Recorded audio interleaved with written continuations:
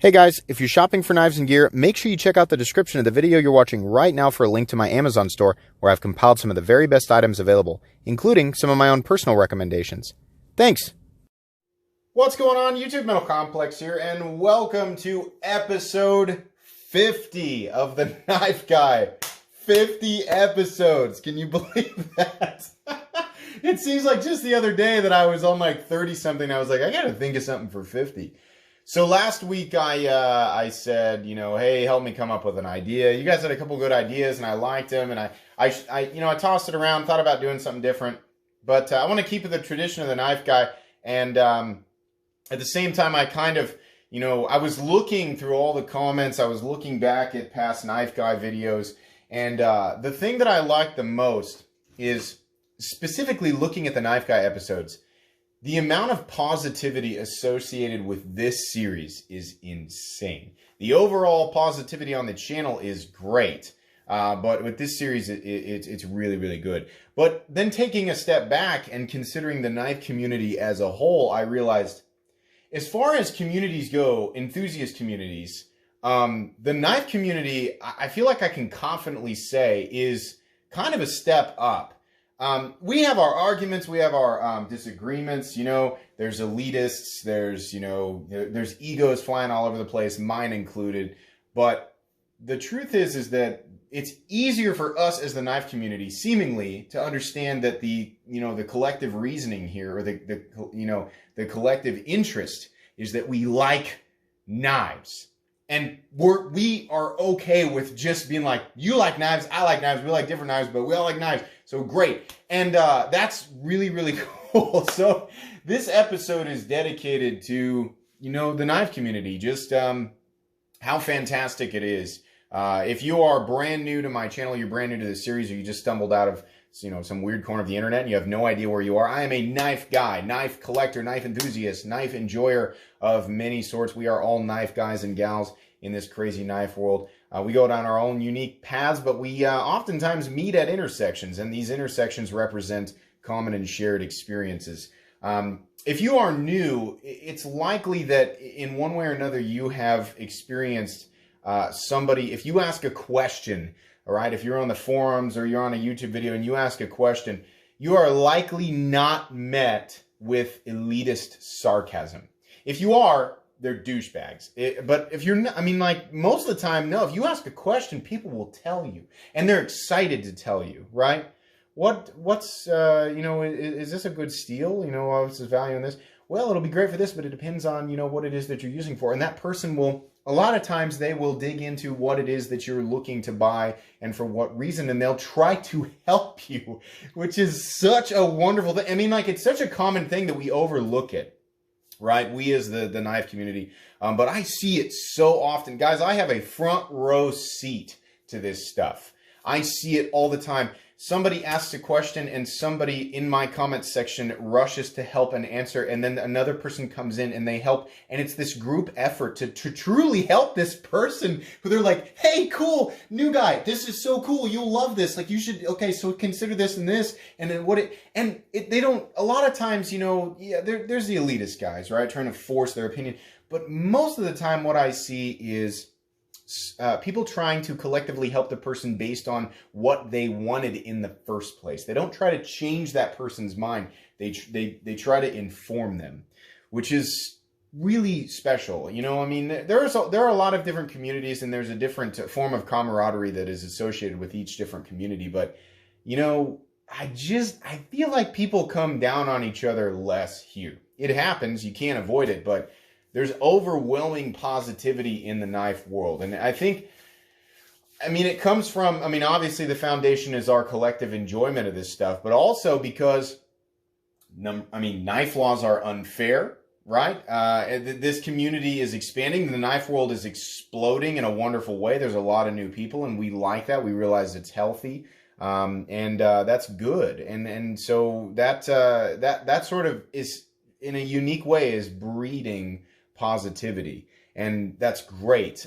Part of the reason that I do the different series and the different informative videos is because I want newcomers to the knife world to find my channel and experience the general positivity. The channel still to this day has a 95% like to dislike ratio, and the comment section shows that. There is positivity there, and I want newcomers to come in and go, oh, this is a welcoming community. There's information here that's beneficial to new people, and the people who have been here for a long time are ready to help and ready to support and ready to give information that is beneficial to me as a new person. Oh, that is so good. That is so healthy. It's wonderful. Wonderful. I have a special spread laid out today. You guys can see here we have some we have some pretty legendary models. It's funny, like I'm trying to imagine going back like 4 years ago and being like, hey, you know, check out what you're doing now and like what you've got under the camera. We'll go ahead and, just because I don't do this enough, 940-2001 in titanium, the ZT-0777 composite blade with the Van X35 edge. We of course have an Olamic cutlery whippersnapper prototype, beautiful knife. We have the Andre de Villiers Trail Boss in black and this iridescent, anodizing on the pivot and this beautiful satin finished blade. Wonderful, wonderful. Spyderco Paisan, of course, the beautiful Integral and S90V from Spyderco. We have the coveted Tad Dauntless. This version is an MK3, very, very rare knife. We have the Orbit, the Hawk Orbit. Whoops, there we go. Beautiful. Beautiful. Unbelievable. I can't believe I'm handling that one. Here's another one I can't believe I've got on the table. This is the Rockstead Higo 2 in the mirror polished ZDP 189 and titanium liner lock with carbon fiber. Beautiful. The legendary Spyderco Salish buoy, which I wish had access to the reverse flick. You guys saw me try to do it there and forgot. Wonderful knife. This knife needs to come back. And then, of course, the brand new channel icon. Rest assured, this will be here for a while, folks. This is the Hinderer XM-24 Tri-Way in Hinderer's beautiful black stonewash finish with my carbon fiber scale that I have added to the front there. It's kind of hard to distinguish between the black G10 and the carbon fiber, but it's there. You guys can see it. Ooh, boy. This, the knife community and its general welcoming nature got me here because we all start at basically nowhere. We start with the gas station knives, or we start with, slip joints, or, not to say that slip joints are, not great, but we all start somewhere and we rise to somewhere. There's no specific point you have to get to in the knife community. It just sort of happens. And I 100%, I have relied on the positivity and the welcoming nature of the knife community to get me where I am here today. And, despite the forums being a place where, people reference like, oh, there's negativity, there's dumpster fires, this and that. But generally, guys, like, and I'm referring to blade forums, generally my experience with blade forums is it was very helpful. If I started a thread and I, had a question and I referenced myself as a newcomer and I said, hey, I don't understand this. I'd really like to understand this so that I can, make purchases that are, what I consider to be, based on an informed decision in the future. And people would respond actively with detailed information, with helpful information that was not, bolstered by their ego. Every now and then there's some guy that was like, this question's been answered, and but most of the time people were ready to jump in and help, because that's how knife community people are. They just are. And like, it's not just the forums, like look on Instagram. Instagram, and I mean, like, I'm still a new account. I have some close to 5,000 followers on Instagram, and that's nothing compared to some of the larger knife groups. But man, the positivity there. For every 1,000 comments that I get on Instagram, maybe one negative comment, even when I'm poking fun in the form of a meme. If you follow me on Instagram, I love to make knife memes. I love to do it. I do it all the time. And oftentimes I'm poking fun at, somebody or some organization. It's friendly. And, let me give you an example. I poked fun at Cold Steel one time. You guys know, like, I joke around about that triad lock all the time. And here's my honest take on Cold Steel. They make really, really tough knives. The triad lock is like undeniably one of the strongest locking mechanisms out there. Whether or not it's necessary in a folding knife, that's another discussion. But I joke about that, right? Because triad lock fans or cold steel fans are very much like, they are, kind of their own little group. And they're like, it's the strongest lock and we have that. And that's fine, it's fun. But I poke fun at that a little bit, and I also poke fun at cold steel marketing. And I made that. You guys know that meme with the two ladies sitting at the dinner table, and there's one lady's really upset, and she's pointing across the table, and her friend's trying to comfort her. And then on the other side of the table, it's a cat. It's a cat with this just absolutely like flabbergasted facial expression. It's just sitting there, And the idea behind the template is that this person is very upset and is blaming, this other entity for something that may or may not be out of their control. So there's a plethora of things you can do with that. And I think the meme was, you can dig back there, the meme was, the lady said, she represented the cold steel triad lock. This was the triad lock speaking in the meme. You could never withstand the force of 1,000 adamantium sledgehammers.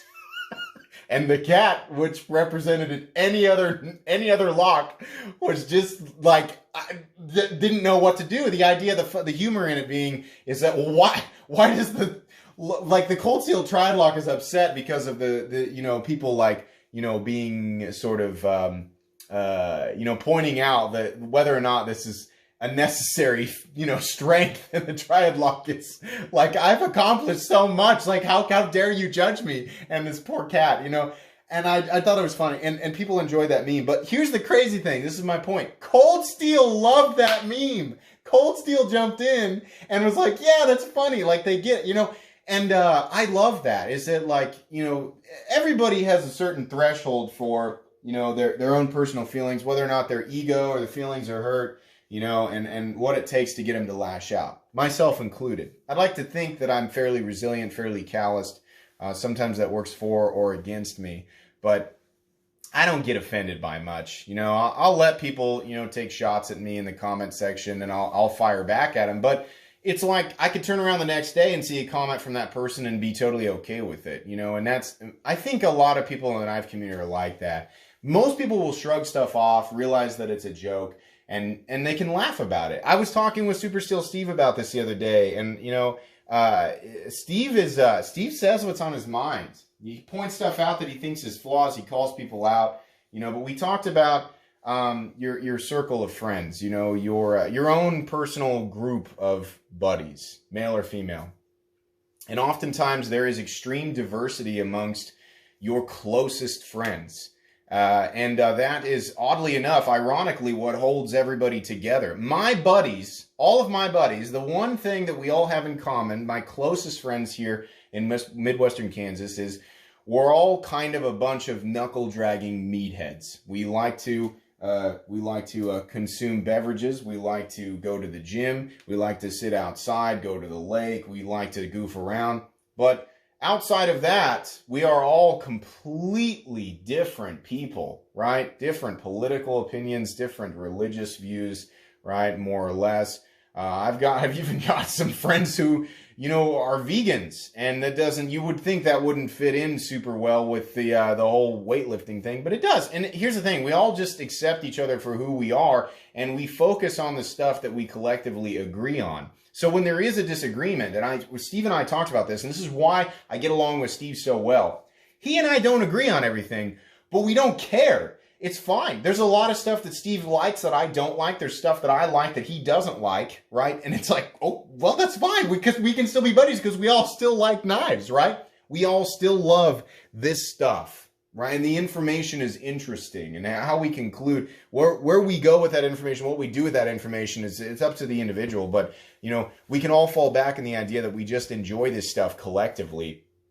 And most close circles of friends, right? In the case of my friends or Steve's friends, it's exactly that. It's the collective, thing, the collective element that bonds you all together. And in the knife community, it takes form in such a simple thing. And it's so much more powerful than all of the stupid little arguments, right? M390 ultimately should be heat treated to 61. Oh, I disagree. I think 60 is perfectly fine. Oh, I think you're both wrong. 62. That'll happen, but whatever. You know, it's like, at the end of the day, it's like, well, yeah, that knife that M390's on, that started the conversation in the first place, boy, that's a good knife. You know, or boy, that's a handsome knife, or boy, you know, I really like this. What happens is whenever there is an argument, it dies out pretty quickly. There are long-lasting feuds, long-lasting arguments, long-lasting dramas in the knife community, and that sucks. I wish we could let that crap go. I still, every now and then I still see people bring up, like, did you hear about this guy back in 2004? I don't care, right? They still try to bring that up, but I'm not trying to bring anything like that back to the surface. What I'm trying to point out is that how quickly that stuff gets hammered back down because people want to move forward. People have, in the knife community at least, people have this natural urge to move forward and seek some form of positivity. And just so that they can collectively enjoy things. I love seeing the long streams of comments under videos where two, three, four people all meet each other and collectively agree on the same thing, and they continue to talk for like 63, 64 replies underneath that they've all met each other and they're like, yeah, I do like that knife. Do you like that knife? Boy, I sure do like that knife. And then they just talk. That's the best. That's so much fun. I love this. I love this community, and without this community and your involvement, everybody's involvement with this. Number one, I would not be able to get my hands on knives like these. I mean, this series, you know, is a thank you, number one, to everybody who watches my channel. It's a thank you, number two, to people who specifically watch the Knife Guy. I know there's a few of you have come back and watched every single episode of the Knife Guy, or you may have discovered the Knife Guy in the 30s or 40s or the 20, wherever, the episode list, and gone back to the beginning and watched every single one. I know that there are people out there who have done that, but it's also because of people in the knife community who are willing to. Let me tell you how many of the knives out on the table are mine. 1, 2, 3, 4, 5, 6, 7, 8, 9 knives that are both rare and expensive. These are all from people who are, you know, trusting and, you know, just people who love the knife community so much that they're willing, you know, if they meet somebody that they trust, they're willing to send that person their knife, let them handle it, trust that object with them. It's not just the value, but how easy the thing is to obtain afterwards. Here, right? Oh man, here. And people do that. They're like, yeah, because I love this thing. I want you to love this thing too. I want you to experience it because it brings me joy to know that you love the same thing as me. Guys, that's incredible. This Knife Guy series will continue. It is not stopping at 50. This is one of the things that I look forward to doing every single week because I literally, if you guys have ever seen me in the reflection of one of these knives, you know that I pace and I walk around and I sometimes don't talk directly towards the camera because I get so excited about this stuff. It makes me happy, right? So I'm gonna keep doing this, and you guys, you know, the comments that I get in the comment section, it's so much fun to read. So I'm enjoying this. I hope you guys are continuing to enjoy this. I hope that this episode brought you joy, and I hope you keep coming back to watch more Knife Guy episodes. So great. Thanks for helping me get to 50, and here's to 100. Guys, if you enjoyed this episode, please leave a like. If you'd like to check out my other content, I do, of course, have lots of videos of knives that are either expensive or inexpensive that I do not like. So check those out. And if you enjoy all my content, go ahead and click on this metal complex logo right here and subscribe because there's definitely more coming. Thanks again for watching, everybody, and have a great day.